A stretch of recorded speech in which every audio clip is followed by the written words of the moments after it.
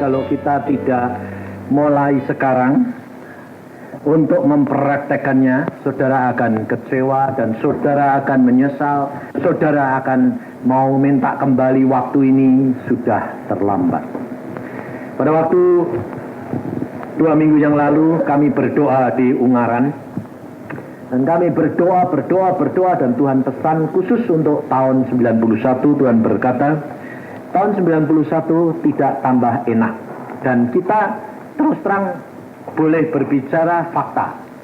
Kira-kira tahun depan tambah makmur atau tambah enak? Tambah sulit atau tambah enak? Tambah sulit. Nah, kalau kita tahu tambah sulit, bagaimana dengan anak-anak Tuhan? Terpengaruh tidak?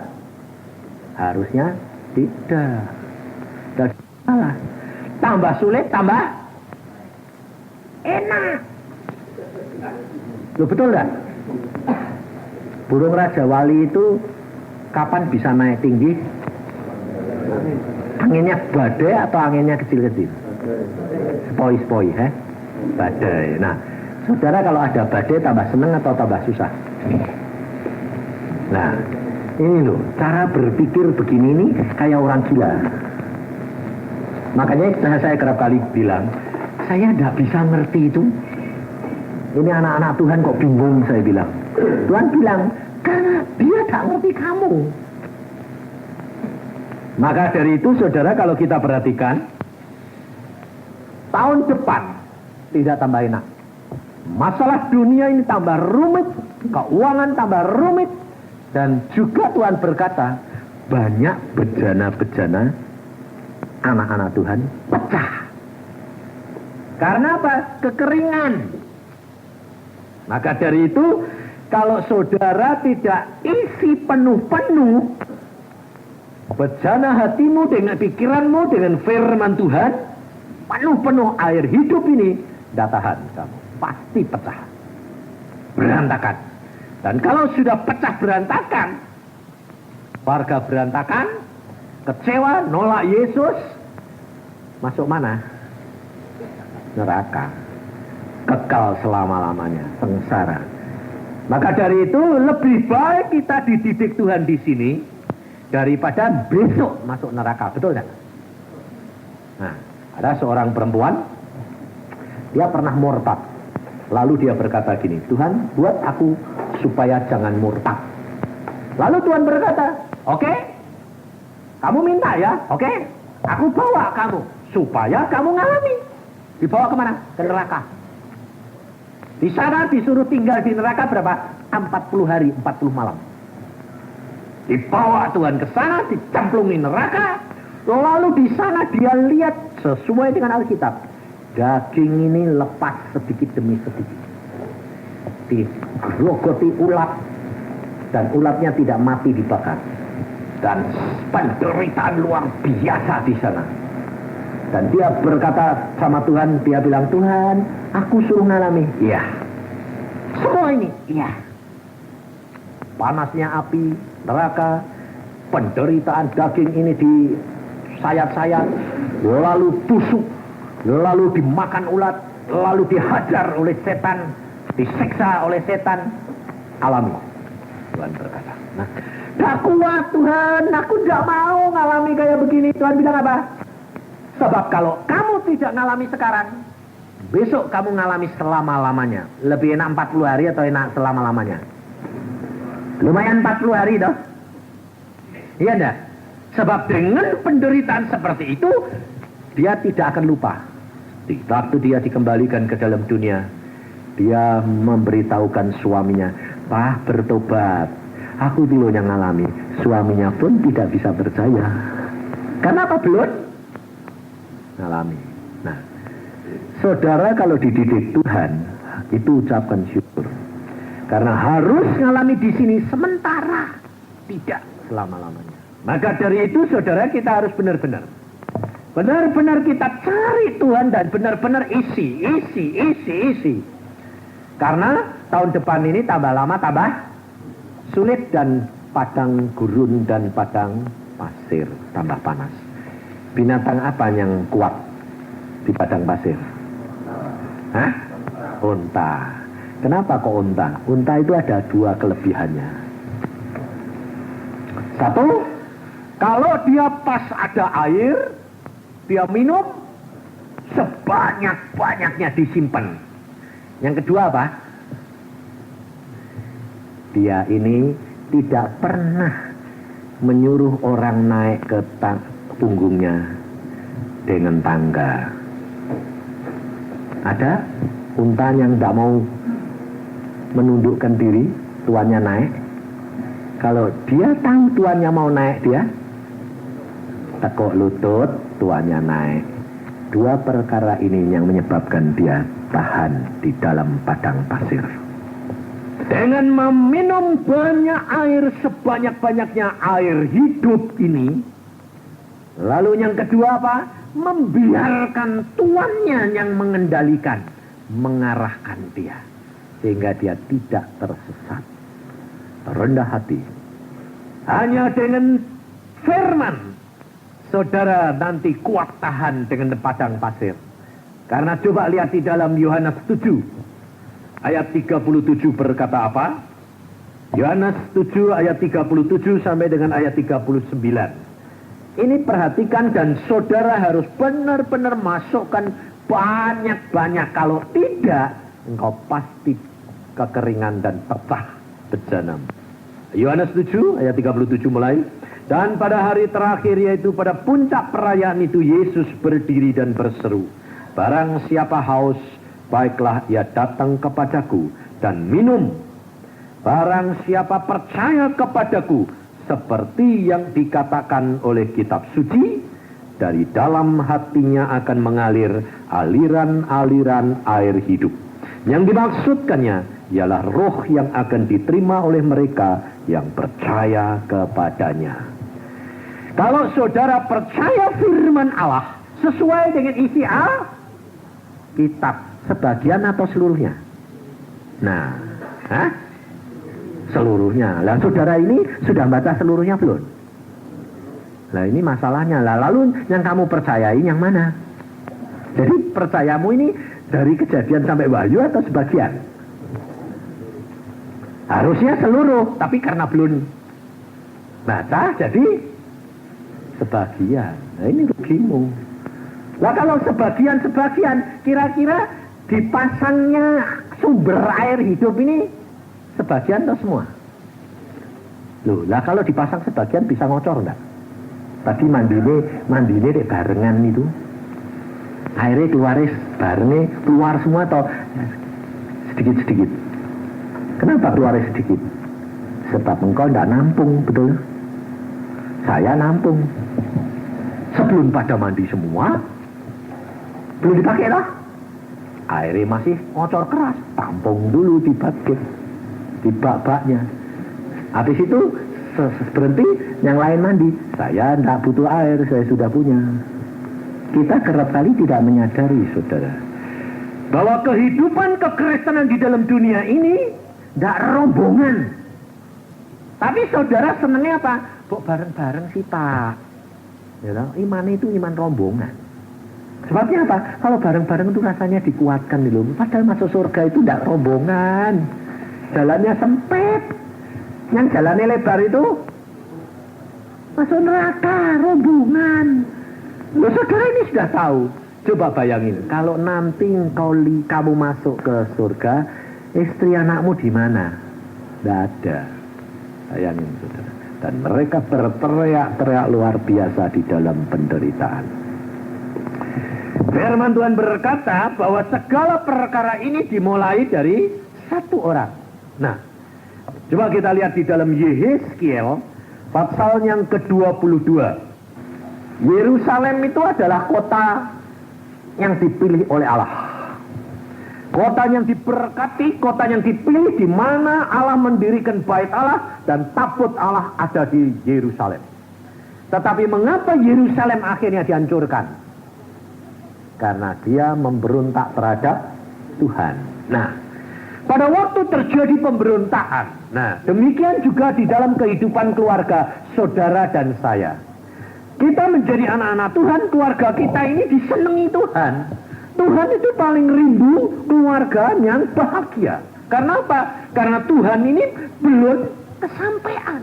Dia pada waktu membuat Adam dan Hawa untuk dijadikan contoh keluarga yang menyenangkan, yang berkuasa, dirusak oleh setan dan akhirnya berantakan. Sehingga sebagian manusia masuk neraka. Allah kepingin rumah tangga ini bahagia, di Yesus dikirim untuk supaya apa? Supaya mengenal akan kebaikannya Yesus, kembali menjadi harmonis. Nah, maka Tuhan kerap kali memberikan hukuman-hukuman supaya apa? Manusia ini sadar. Jadi kalau saudara dan saya dicambuk, diajar oleh Tuhan, bukan karena Tuhan itu tidak sayang, tapi karena Tuhan itu sayang pada saudara dan saya, supaya kamu menderita di sini saja, tidak usah di neraka. Tapi saudara tidak bisa terima. Kalau diajar bilang, loh Tuhan katanya kasih, loh Tuhan kok begini, loh Tuhan kok begini. Akhirnya saudara malah ngakimi Tuhan loh.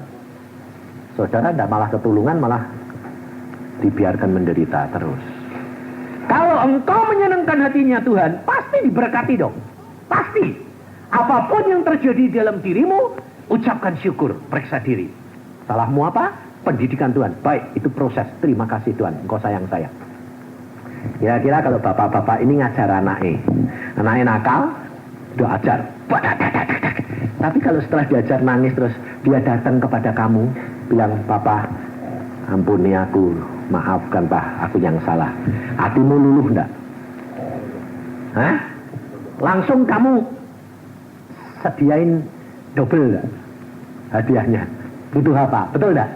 Anak kok baik, kalau diajar kok tak malah jengkel, kok malah minta belas kasihan ini, saudara.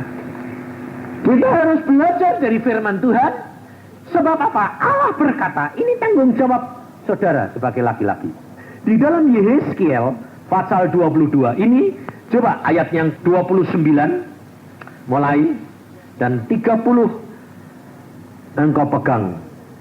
29, 30 dan 31. Penduduk negeri melakukan pemerasan dan perampasan dan menindas orang sengsara dan miskin, dan mereka melakukan pemerasan terhadap orang asing bertentangan dengan hukum. Nah, jadi Tuhan memusnahkan, menghancurkan Yerusalem karena penduduknya melakukan inilah. Saudara, ini di dalam hidup keluargamu, engkau ini coba kita periksa. Kita melakukan perkara-perkara ini enggak? Penduduk negeri melakukan pemerasan, satu, perampasan, menindas orang sengsara dan miskin, dan mereka melakukan pemerasan terhadap orang asing bertentangan dengan hukum. Saudara, kita harus periksa diri. Kalau Tuhan menghukum, pasti ada sesuatu yang tidak beres di dalam hidup kita. Kita orang dagang, kerap kali kita terus terang, orang kerja sama kita peras tenaganya, tidak boleh tidur, kurang anu, gajinya tidak dinaik-naikin. Atau saudara pernah jadi bos ini mikiri bagaimana supaya pegawaiku cukup, atau kamu mikirkan bagaimana supaya dia bekerja baik. Ayo, yang kamu pikirkan yang mana? Bagaimana dia bekerja baik loh? Tidak pernah kamu pikirin loh, kalau dia hidupnya cukup pasti. Kenapa dia tidak bisa berbuat baik? Kenapa orang itu kerap kali korupsi? Karena dia merasa dirinya kurang. Dan manusia itu saudara harus tahu bahwa manusia tidak pernah merasa cukup, selalu kurang. Saudara dulu digaji 100.000, saudara bilang cukup dah pertama kali. Coba yang bapak-bapak ini pertama kali kerja, lulus sekolah atau keluar dari sekolah kerja, kepengen kerja sendiri tuh, rasanya terima gaji pertama kali rasanya kayak apa? Waduh, bahagianya, betul nggak? Tapi setelah terima tiap bulan gitu rasanya kurang nggak? Kurang. Rasanya kok tak dinaik-naik ya? Loh, inilah. Kita kerap kali jadi pegawai tidak pernah memikir bagaimana aku jadi berkat buat perusahaan, tapi yang dipikiri apa? Kapan gajiku naik? Benar nggak? Nah, Alkitab bilang apa? Beri, maka kamu akan Lah kok kamu minta terus? Kapan gajiku naik? Kapan ini? Oh, bosnya ora tahu memperhatikan, aku setengah mati nih. Lah itu beri atau minta? Minta. Padahal Alkitab berkata apa? Beri, maka kamu diberi. Satu, kedua apa? Apa yang tidak pernah timbul dalam hatimu dan pikiranmu, itu yang disediakan oleh Allah. Lah kok kamu mikir dulu? Minta berkat. Lah ada pernah datang dong. Wong kamu mikiran itu. Ada seorang insinyur di Surabaya, insinyur kehutanan. Dia cari kerjaan kehutanan itu kan susah toh. Lalu kerja di mana? Akhirnya pada waktu itu belum dibuka hutan-hutan seperti zaman sekarang. Pada waktu itu masih suka. Akhirnya dia tidak punya kerjaan. Kerja di mana? Di pabrik roti. Insinyur kehutanan, kerjanya di pabrik roti. Lah ya udah usah jadi insinyur. Jadi tukang roti lumayan loh. Dia udah belajar les roti kan lumayan daripada sekolah insinyur setengah mati. Kerja di pabrik roti Kongguan, Surabaya. Dari situ dia ini disayang bosnya. Lalu dijadikan direktur. Bukan karena dia pintar, tapi karena apa? Dia gampang disuruh-suruh. Jadi namanya dia, bosnya yang di situ, lalu dia kalau bosnya datang, tolong parkirkan mobilku. Kalau bosnya mau pulang, ambil mobilku. Lalu dia kalau bosnya datang, dia ini persis jongosnya bos. Kalau bosnya periksa pabrik ya dia turun. Semua orang tahu dia direktur ya. Tapi bosnya yang berkuasa, tidak berkuasa apa-apa dia. Dari tahun ke tahun. Wah, akhirnya dia bilang gini, aku ini kok tidak digaji, kok tidak dinaik-naikin, ini yang mau jadi apa? Akhirnya dia bertobat. Waktu saya khotbah di Surabaya, dia bilang gini, Pak, saya ini bagaimana ya Pak, kok gini terus? Oh, kamu mau bodoh, saya bilang. Tuhan itu nempatkan kamu di situ tuh tidak kebetulan. Kenapa Pak? Lah aku jadi kejongos ya, sudah 5 tahun nih Pak. Jongos ini loh, direktur intelek, tapi jongos. Lah, itu berarti kamu yang nggak tahu. Tuhan sudah berikan jatah direktur, tapi kamu yang nggak tahu tempat. Lu nggak tahu bagaimana Pak? Nggak dikasih kuasa. Lah iya, justru nggak dikasih kuasa itu Allah punya rencana. Rencananya apa?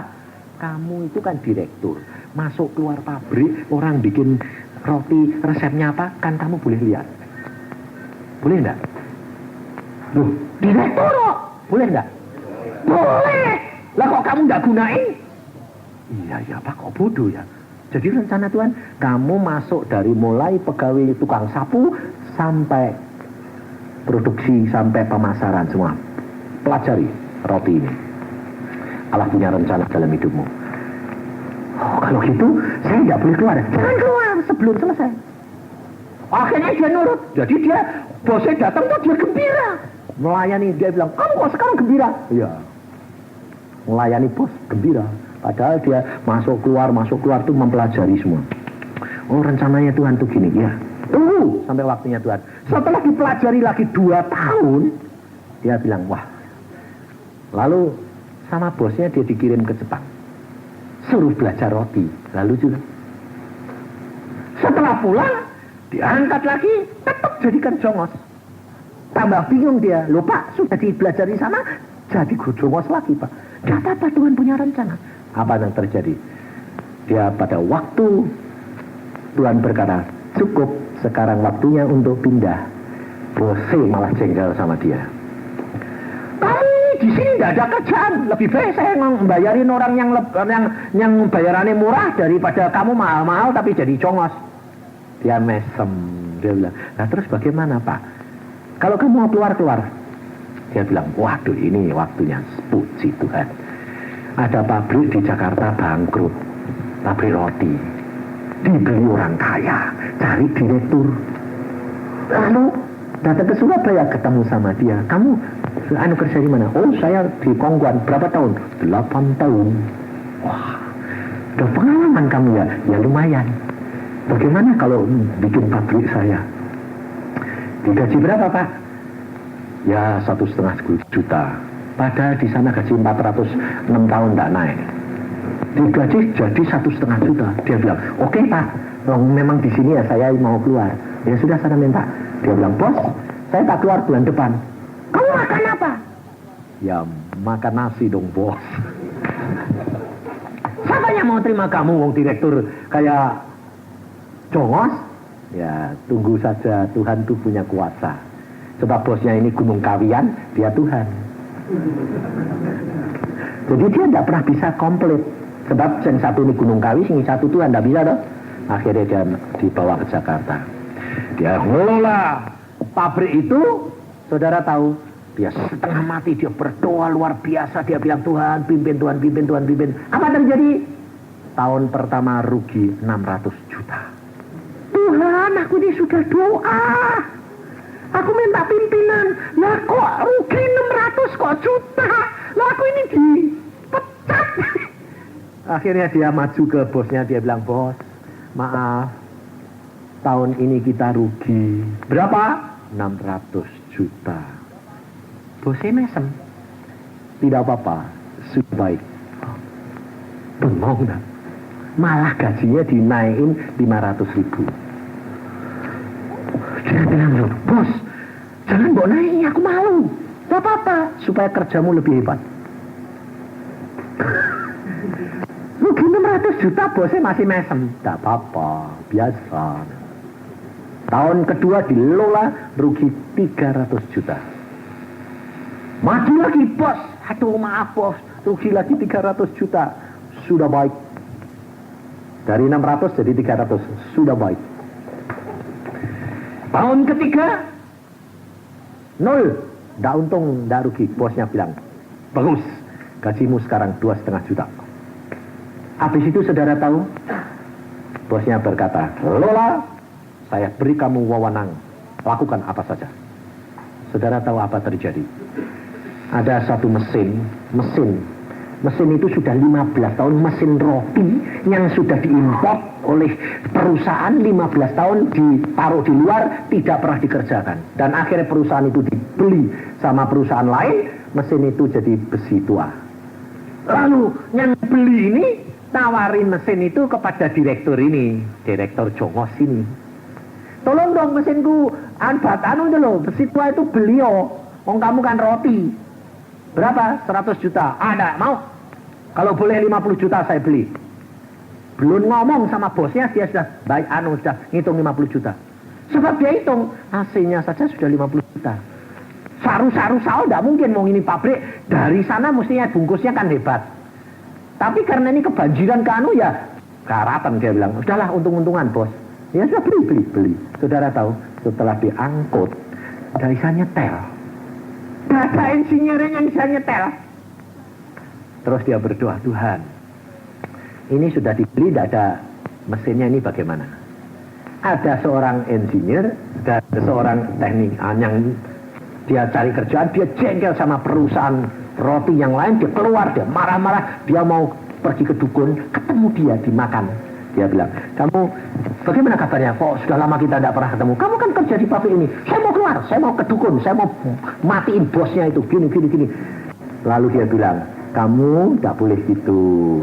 Manusia hidup tidak tergantung dari manusia, tapi dari Allah di Injil.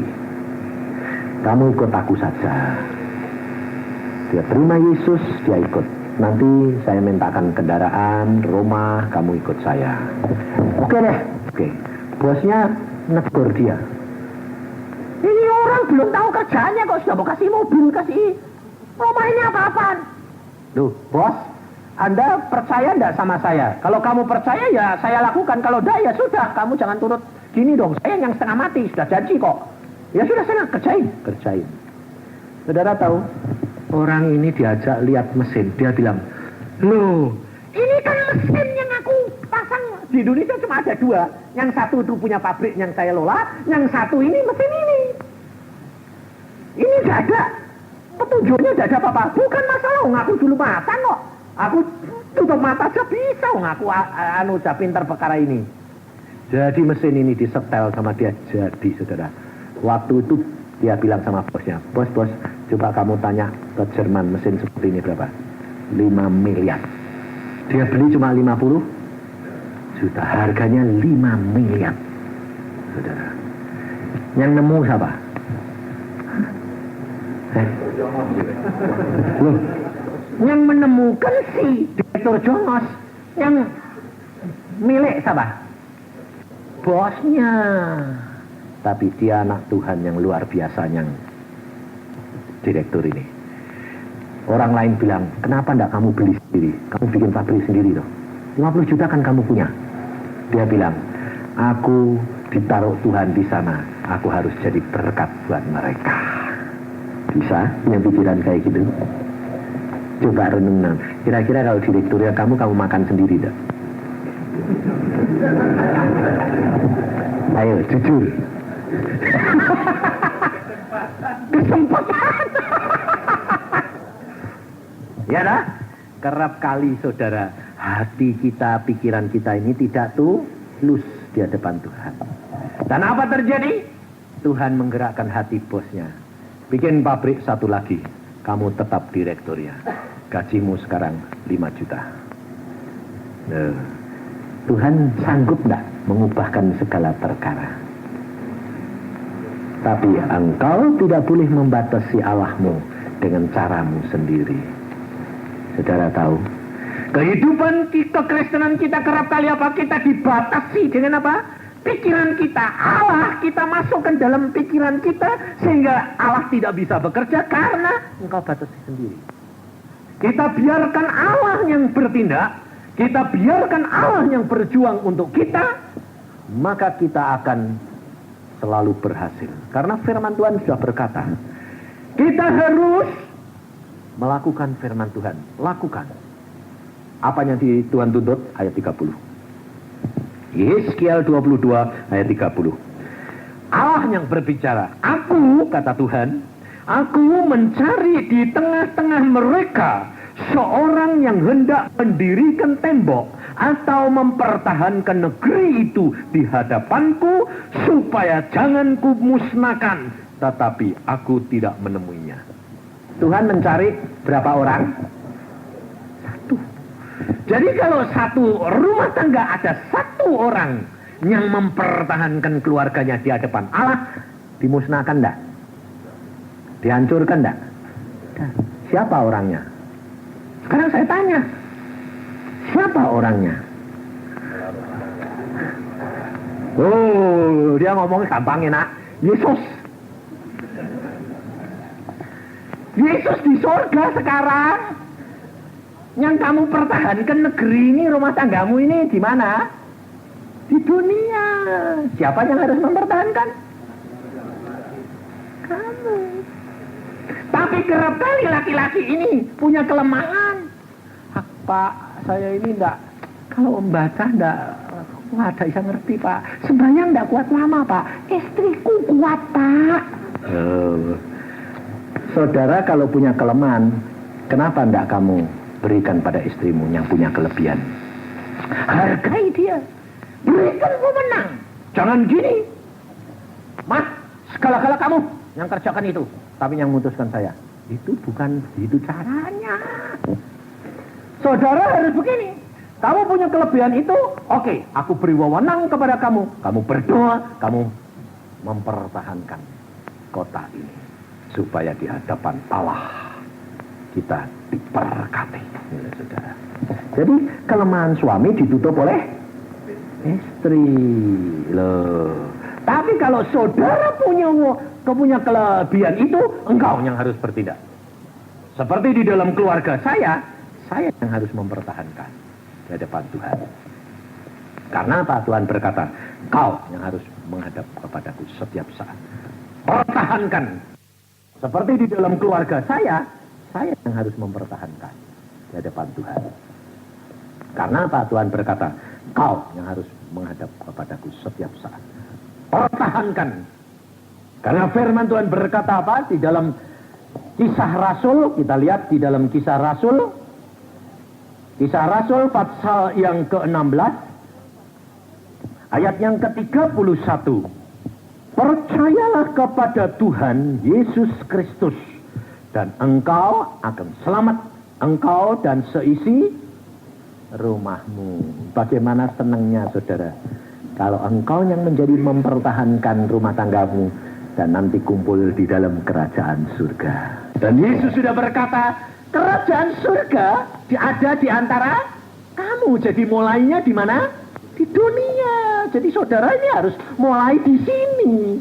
Rumah tangga damai, sejahtera, sukacita, tidak ada kekhawatiran, ketakutan. Kenapa? Apa yang kamu takutin? Coba saudara perhatikan, apa yang kamu takutin? Yang kamu khawatirkan kan karena apa? Nanti bagaimana? Buat anak, buat apa? Buat makan, buat ini, buat ini. Lalu bingung sendiri dah. Nah, buat apa? Kamu ini percaya enggak kalau Allahmu piara? Makanya itu Tuhan tuh kerap kali jepit kamu. Kalau enggak dipepet sampai kepepet gitu enggak nyerah. Nah itu karena apa? Karena kebandelan Anda. Mau nyerah enak. Elia pada waktu kelaparan di Israel, Elia dikasih tahu Tuhan, kamu pergi ke sungai Kerit. Nanti aku utus gagak ngirim roti daging. Masuk akal enggak? Enggak lah. Sampai sekarang bisa terjadi enggak? Bisa. Mau ngalami enggak? Nah, masalahnya susah dong, takut dong. Ini terjadi itu di RRC. Saudara tahu, di RRC kalau orang ikut Tuhan, pada bukan sekarang, beberapa tahun yang lalu, sebelum macamnya mau cetung masih hidup dan setelah itu kan penderitaan luar biasa anak Tuhan. Ada seorang bapak, dia disingkirkan dari keluarganya. Kenapa? Dia setia sama Tuhan. Akhirnya jatah beras tidak dapat, jatah telur tidak dapat, jatah makanan apapun, pakaian tidak dapat. Dia diasingkan di satu pondok di tengah ladang, di gudang. Pemerintah bilang, coba kamu bisa harap sama Yesusmu, hidup enggak? Dibuat proof pencobaan. Dia berkata apa? Mati hidup untuk Yesus, mati untung. Dia tetap sendirian di situ. Sampai orang tentara dan orang sekitarnya itu bingung. Bingungin apa? Loh kok tetap seger ini orang dari mana? Selalu siang malam dijaga. Apakah ada orang ngantar makanan? Tidak ada. Tapi kok bisa seger terus? Dia tidak tahu. Tiap malam dikirim makanan sama Tuhan. Yang ngirim apa? Tikus. Saudara tahu, di tengah-tengah, di pojok gubuknya dia, itu ada lubang tikus. Dan anehnya, dia bilang, tikus ini tiap hari, tiap malam, itu ngambilin kobis, wortel, beras, itu sedikit-sedikit di situ ditumpuk di situ buat dia. Besok habis, pagi ada lagi. Cukup buat dia seger terus. Sampai orang bilang, tak mungkin, diperiksa rumahnya kosong. Tapi kok bisa hidup? Dia tetap menginjili tentara-tentara pergi ke kampung. Dia bilang, Yesusku hidup. Pak, tidak ada yang ngasih makan kamu. Yesus ngasih makan. Caranya bagaimana? Tidak ada orang tahu. Yesus tahu dan aku tahu. Bagaimana Pak? Tikus yang nyara saya. Loh, mana mungkin? Ya tikus. Dibuktikan tikus. Setiap malam tikusnya itu ngambil secukupnya buat makan. Ada sayuran. Nah ini kan ladang. Sayuran diambil dimasukkan situ. Padi dimasukkan, beras diambil dimasukkan situ. Bayangin saudara. Itu kentang. Loh. Mustahil bagi manusia, tidak mustahil bagi Allah. Saudara percaya enggak? Kalau Allahmu itu sanggup lakukan segala perkara. Nah kok kamu bingung? Karena apa? Karena kamu bingung sebab apa? Sebab kamu tidak menggunakan Roh Kudus ini menjadi pemimpinmu ini loh. Lah ini saudara harus berlatih. Kalau saudara tidak berlatih tidak bisa. Maka dari itu Tuhan berkata, siapa yang setia dalam perkara yang terkecil, dia diberi tanggung jawab yang besar. Bagaimana caranya? Ngomong sama Roh Kudus. Minta pertolongan dalam setiap perkara. Engkau bisnis, ngomong. Kamu ketemu orang, kamu bilang, Tuhan, dalam hati saja. Tuhan, berikan hikmat. Aku ngomong sama orang ini bisa dipercaya enggak Tuhan? Kalau nanti tekan kontrak itu, nakal enggak orang ini? Loh, kamu enggak pernah, tapi berdasarkan informasi. Ketipu kamu bakal. Sebab kamu tidak tahu apa yang akan terjadi, betul kan? Tahu-tahu habis naikkan jeglek, pulang mati bisa enggak? Nah, lalu kamu kontrak sama siapa? Lalu kamu jadi subkontrak, kontrakmu mau tahu enggak? Enggak mau tahu. Maunya tahu kamu. Bangkrut kamu. Demikian juga saudara. Hidup kekristenan kita ini. Tuhan bilang, aku pergi ke surga, aku beri Roh Kudus. Dia tinggal di dalam kamu, dia memimpin kamu dan aku dalam seluruh kebenaran. Ini manfaatkan. Dudukkan dia di dalam kedudukan yang sebenarnya, lalu ngomong sama dia setiap saat bicara. Lakukan. Nanti engkau melihat kuasa luar biasa. Langkahmu dituntun. Mau pergi ya ngomong, mau kemana ngomong loh, mau ngomong sama istri ya ngomong loh. Itu nanti kamu enak. Sebabnya apa saudara? Kamu tidak tahu.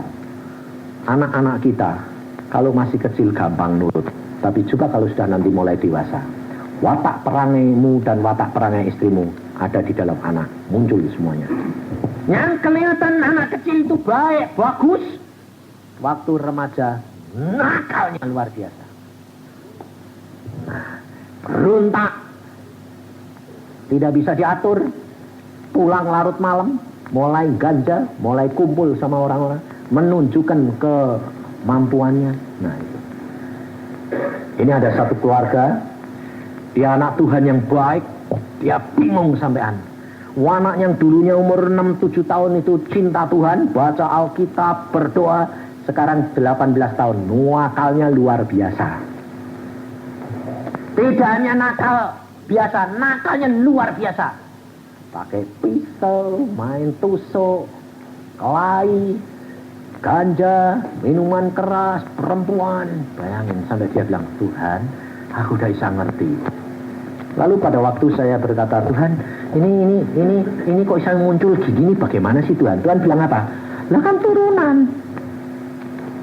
Turunan? Iya.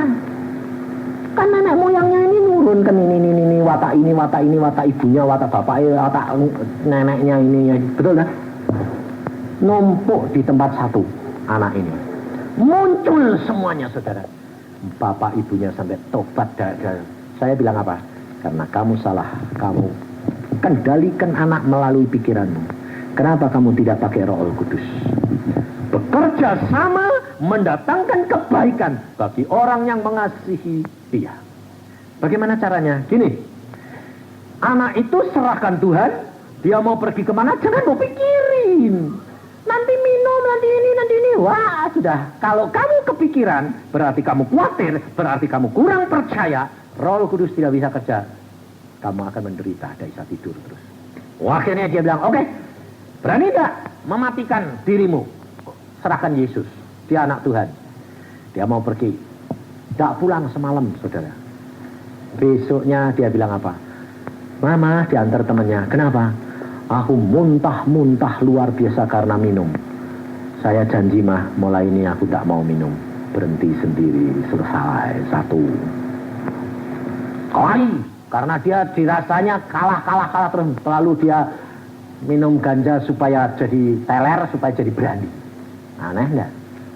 Akhirnya dia juga berkelahi, nusuk temannya, tusuk, hampir diundang polisi. Serahin Yesus. Tuhan, dia anakmu, jangan. Ya, mau pergi, ngambil pisau. Lalu dia bilang, temanku akan saya kejar ini sampai ketemu. Nah, dia bilang, Tuhan itu anakmu, urusanmu, aku serahkan dalam tanganmu, engkau bertindak yang terbaik, tinggal tidur, bapak ibunya. Apa terjadi? Di tengah jalan dia bukan ketemu teman yang dicari, ketemu siapa? Orang mabuk. Jadi dia pergi ketemu orang mabuk. Sama orang mabuk diajak kelahi. Lah dia tahu itu orang mabuk. Akhirnya dia yang diperes. Lalu dia bonyok semua diajar. Pulang-pulang dia bilang, apa ya Pak untungnya? Menang ya kalah ya bonyok, kalah ya bonyok. Berhenti sendiri. Dia bilang, dah mah aku sekarang tidak mau. Saudara bang, cara kerjanya Tuhan bukan seperti cara kerjamu. Tapi kita harus berani percaya kepada Allahmu yang sungguh-sungguh Allah tidak pernah meninggalkan kamu. Jalan sulit seperti apa, sempit seperti apa, Allah sanggup lakukan segala perkara. Sebab Dia yang tahu, yang persis bagaimana menanggulangi keluargamu. Istrimu sekalipun, Tuhan sanggup lakukan segala perkara. Maka dari itu saudara, kita harus lihat, Allah mencari orang yang mempertahankan kota. Saudara dan saya, kalau engkau dan saya mempertahankan keluargamu, Allah akan membela. Sebab Allah tahu kamu dan saya terbatas. Allah tidak terbatas. Dia sanggup lakukan segala perkara. Jangan batasi Allah. Lalu selanjutnya dikatakan di dalam ayat yang ke-31, di dalam Yehezkiel 22 ayat 31, karena Tuhan mencari orang yang mempertahankan tembok dan negeri itu tidak ada, maka aku mencurahkan geramku atas mereka dan membinasakan mereka dengan api kemurkaanku. Kelakuan mereka kutimpahkan atas kepala mereka. Demikianlah firman Tuhan Allah. Binasaan akan datang, saudara, terhadap orang-orang yang tidak mau mempertahankan rumah tangganya, negerinya. Maka dari itu saudara, saya beritahukan tahun 91, hanya orang yang banyak membaca firman Tuhan, banyak-banyak, dan berdoa minta pimpinan Roh Kudus, dia yang akan kuat. Saya terus terang kalau berdoa begini, Tuhan, daripada pecah bejana-bejana itu dan terbuang masuk neraka, lebih baik bawa pulang sebelum pecah. Kira-kira kamu setuju enggak? Hah? Ayo. Kalau Anda berpikir rohani dan masa depan, kamu mesti setuju, betul lah? Tapi kalau kamu berpikir daging, tidak setuju. Kan Tuhan kuasa, Pak. Jadi kembali lagi kamu nyalahkan Tuhan. Jadi kamu ngatur Tuhan atau kamu mau diatur Tuhan? Kalau mau diatur Tuhan, belajar dong. Tuhan, kehendakmu jadi. Coba saudara renungkan. Orang seperti Yesus diperlukan enggak di dalam dunia? Orang mati, bangkit. Orang sakit, sembuh. Diperlukan enggak? Kenapa Yesus cuma kerja 3,5 tahun? Padahal Alkitab berkata, kalau kamu menyenangkan hatinya Allah, umurmu panjang. Yesus 33 sudah mati. Lu kok pendek ya umurnya? Sebab dia terkutuk karena manusia. Allah punya rencana. Cukup biar manusia yang percaya kepadamu seperti yang tertulis di dalam Injil, dia melakukan. Dia harus berjuang untuk keluarganya sendiri-sendiri. Kalau tidak mau, tanggungan sendiri. Yesus sudah memberi contoh untuk memperjuangkan saudara dan saya. Tinggal saudara mau apa? Tidak mau, kamu yang akan bayar harganya. Allah pasti melindungi orang yang benar. Sebab apa? Alkitab yang ngomong, bukan saya. Coba perhatikan. Di dalam Wahyu ketiga, aku tahu segala pekerjaanmu. Loh, lihat. Ini Tuhan Yesus loh yang ngomong. Aku tahu segala pekerjaanmu. Lihatlah, aku telah membuka pintu bagimu yang tidak dapat ditutup oleh seorang pun. Aku tahu bahwa kekuatanmu tidak seberapa. Loh. Jadi jangan merasa aku lemah Tuhan, tidak bisa apa-apa. Jangan khawatir. Aku tahu bahwa kekuatanmu tidak seberapa. Namun engkau menuruti firmanku dan engkau tidak menyangkal aku. Di dalam kesulitan, di dalam penderitaan apapun, jangan sekali-kali mengingkari dan menyangkal Yesus. Jangan menyalahkan Allah, tetapi akui karena kamu lemah, tetapi tidak menyalahkan. Lalu yang selanjutnya, lihatlah beberapa orang dari jemaah iblis, yaitu mereka yang menyebut dirinya orang Yahudi, tetapi yang sebenarnya tidak demikian, melainkan berdusta, akan kuserahkan kepadamu. Sesungguhnya aku akan menyuruh mereka datang dan tersungkur di depan kakimu dan mengaku bahwa aku mengasihi engkau. Karena engkau menuruti firman-Ku untuk tekun menantikan aku, maka aku pun akan melindungi engkau dari hari pencobaan yang akan datang atas seluruh dunia untuk mencobai mereka yang diam di bumi. Ada jaminan toh? Hah? Jadi pencobaan yang melanda dunia ini kehendak Allah enggak? Ya, tapi bakal melanda kamu enggak? Tidak, kalau kamu menuruti firman Tuhan dan tekun menantikan Yesus. Apa yang diartikan menuruti firman? Baca Alkitab, yang mana yang kamu bisa lakukan dulu, lakukan sedapat-dapatmu. Allah menuntut tidak lebih dari kekuatan. Pengertianmu sedikit, lakukan sedikit. Lebih banyak, lakukan lebih banyak. Ngalami apa? Ucapkan syukur. Percaya diri, Tuhan pasti punya rencana dalam hidup. Lalu nantikan Tuhan. Apa artinya? Berdoa. Biar Roh Kudus yang menetapkan. Kalau Roh Kudus gerakkan hatimu untuk bertindak, baru bertindak. Sebelumnya tenang, jangan pakai akal, tapi bertindak saja. Ada seorang pengusaha ini di Amerika, dan dia main bursa. Jadi beli bursa, jual lagi, beli bursa. Itu kan kayak orang gambling toh. Iya toh? Kalau saudara orang dagang bank kan mesti ngerti. Nah, dia cinta Tuhan. Tuhan, aku ini dagang jual beli gini, ini boleh enggak? Tuhan bilang, boleh, enggak apa-apa.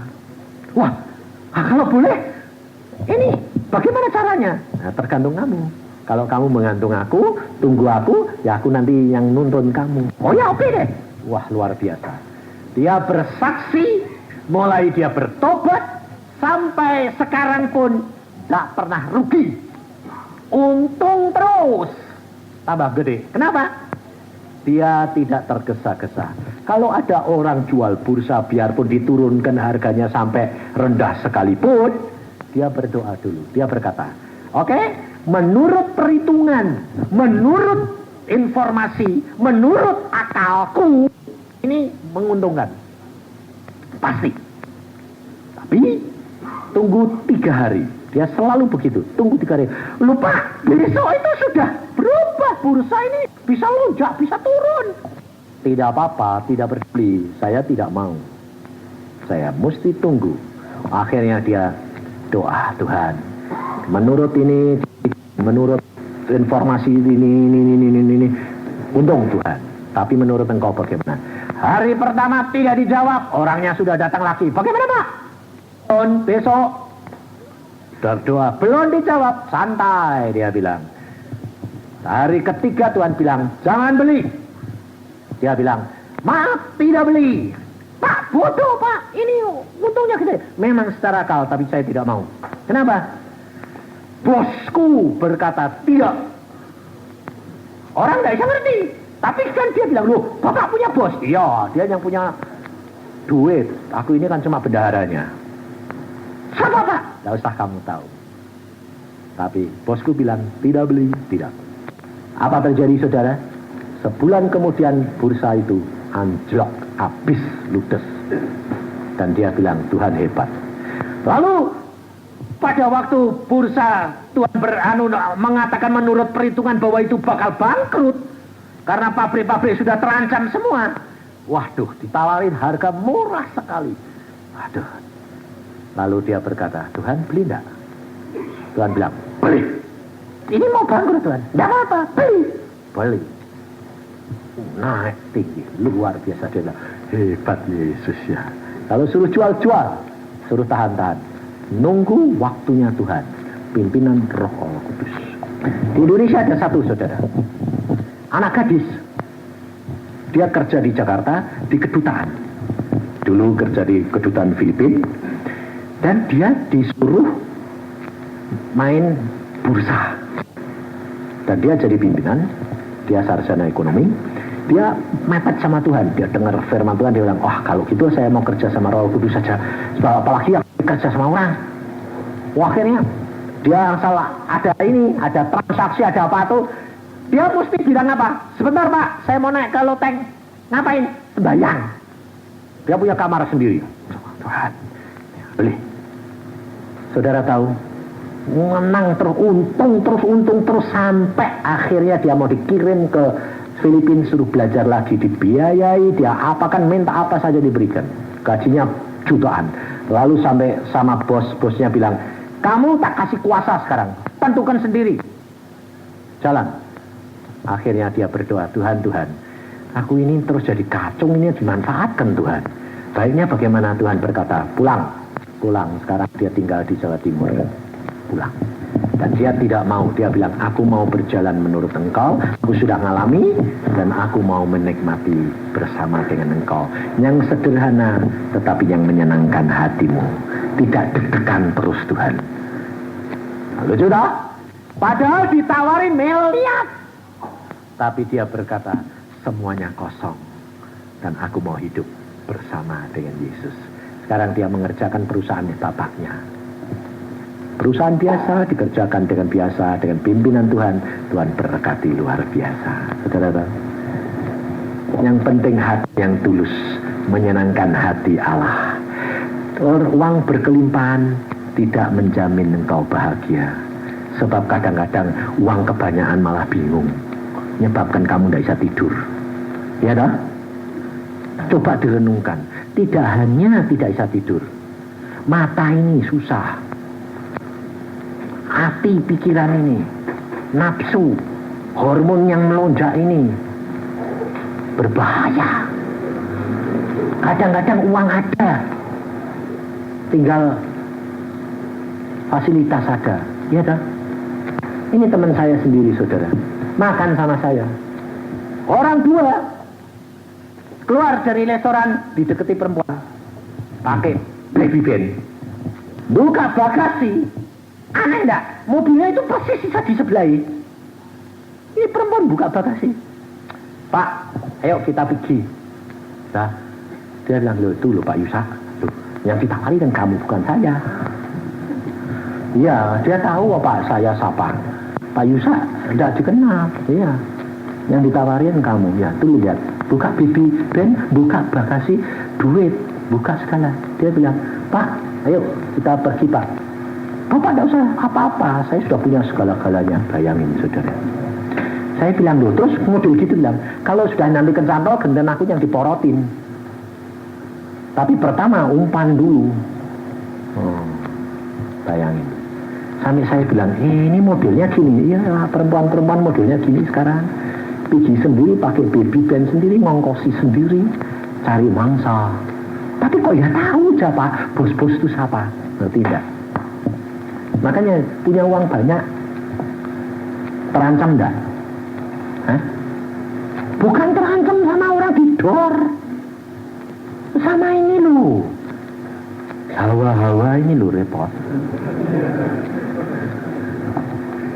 Loh, kita tidak sadar saudara, bahwa lingkungan kita ancaman ini demikian parah dan menakutkan. Masa sekarang perkara uang sedikit dor, ya doh, bunuh. Saudara tidak akan mempunyai kekuatan tanpa Roh Kudus. Kalau engkau belajar seperti seorang ibu ini loh, di Bandung, dia berkata apa? Saya praktek Pak, dan Tuhan luar biasa.